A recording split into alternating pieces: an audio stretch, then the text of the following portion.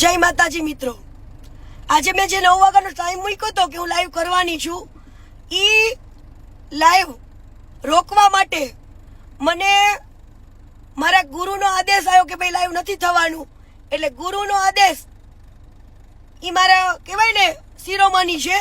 અને એવા સારા સારા સાધુ સંતોનો આવ્યો કે ભાઈ સનાતન ધર્મને છાંટા ઉડે એવો આપણે લાઈવ નથી કરવાનું બેટા, લાઈવ ના કરતી.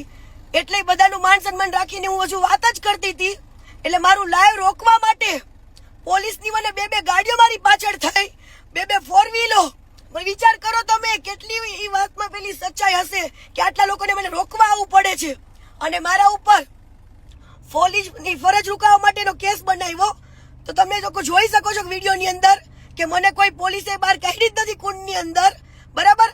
આજે વગર વાકે તમે કોઈનું બાવડું પકડો તો ભાઈ કોઈ વ્યક્તિ એવું તો કે હું કોઈ ગુનેગાર છું તો તમે મારો હાથ પકડો છો.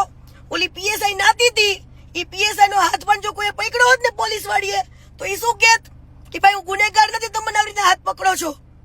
તો ત્યાં કુંડની અંદર પીએસઆઈ જેવા અનેક લોકો પાણી અંદર નાહ્યા છે. તો કીર્તિ પટેલ ઉપર એક જ ફરિયાદ કેમ ભાઈ મારું લાઈવ રોકવા માટે આટલું પોલીસ કેમ મારી પાછળ પડી છે, મારો પીછો કરે છે અત્યારે હાલમાં પણ, બરાબર. જય હિન્દ, જય સનાતન. હવે તો કઈ પણ થાય આ સચ્ચાઈ બહાર આવશે ને આવશે.